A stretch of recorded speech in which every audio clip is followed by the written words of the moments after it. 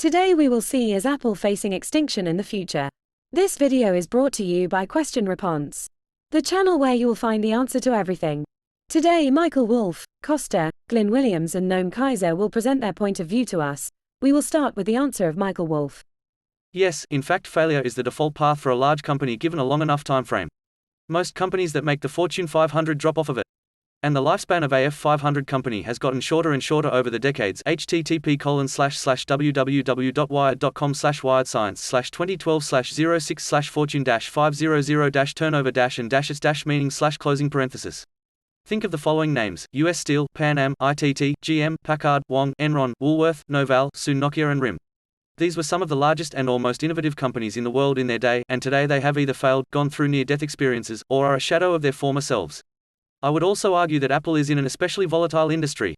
Even a year from now its major projects will be obsolete, so Apple has to constantly innovate to make sure the next generation is delivered by them, not someone else. However, Apple is so huge, has so much cash, and has such a huge brand, that it would take several decades to shrink. Its cash hoard alone would be enough to acquire many high-growth businesses, which would give it years of runway. So in 10 years, not a chance. In 25, likely. What do you think? We will continue with Kosta's answer. It's likely that they will someday. A company recently went out of business in Japan that had been in continuous business for 1,400 years. Kongo Gumi, https://en.wikipedia.org/wiki/Congo_Gumi. Does Apple have that kind of longevity? I kind of doubt it, honestly.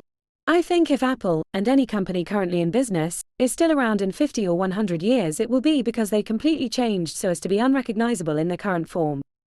Why? Well, businesses either change and adapt to a changing market environment or they fail. So the question to ask is, how dynamic is Apple, and any company, at responding to change? Apple is, currently, very good at that and has completely shifted their business several times in their long history as one of the older technology companies. They got lucky with strong leaders though, and also unlucky with bad leaders. A series of bad CEOs could completely crush Apple, just like any other company. Look at Blockbuster.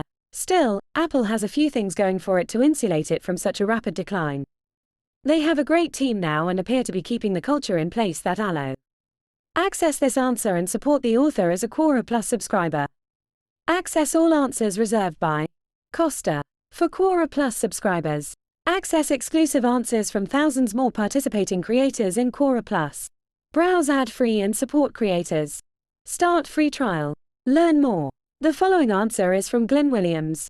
The mindset of the mainstream tech press is pretty consistent. Apple makes stuff. It competes with commodity manufacturers. Prices inevitably tumble. Therefore Apple must fail. And the tech press have been repeating this mantra forever. Imagine I link to about 100 articles with the "Apple is doomed" theme. I won't, because it is boring. But for the first time, some of them have noticed that the exact opposite is happening, and they are still puzzled. In the PC market, the Mac is slowly strengthening while other manufacturers are in decline. In terms of pure business terms, Apple makes more from the Mac than the top 5 largest OEMs combined. This is because PC OEMs make around $15 per PC. And Apple might make 20x that. And with that reality, Apple can afford to be inventive, establish market trends. In the smartphone space, something similar is occurring.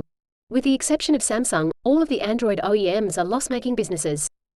And even Samsung is seeing a collapse in handset profits, leaving Apple with a profit share of about 80%. And Apple continue to enter new markets with new devices, leaving the rest of the industry red-faced and flummoxed. The interesting part of this is why Apple continues to defy these laws of market dynamics. It's not actually complicated or mysterious. Apple is capable of selling differentiated valuable items. It uses both hardware and software to add value and then sells into a market that is happy to pay for the added value. This creates profit. Its competitors only assemble parts and have outsourced their software to third parties. Microsoft or Google, by doing so they lose control over their own products, and lose any ability to add value. So they compete on price. And you get perfect race to the bottom conditions. Apple won't face extinction until it forgets how to add value. Or if it complacently ignores its customers' needs. We continue with Noam Kaiser's answer. Do you know how many Fortune 500 companies from 1900, yes, they had the list then, are active today?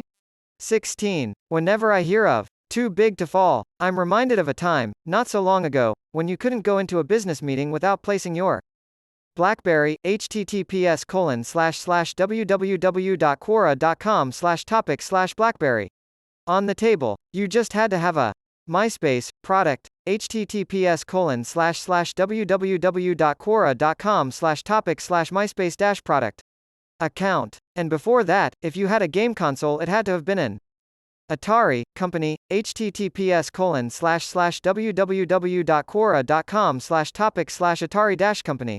Okay, that last one is a bit long ago. Yes, absolutely. Apple, even though it has created an ecosystem. Access this answer and support the author as a Quora Plus subscriber. Access all answers reserved by Gnome Kaiser. For Quora Plus subscribers, access exclusive answers from thousands more participating creators in Quora Plus. Browse ad-free and support creators. Start free trial. Learn more. This is the end of the video. I hope you have more answers. Remember to subscribe if you like the video. The likes also help a lot for referencing. You know what you have to do.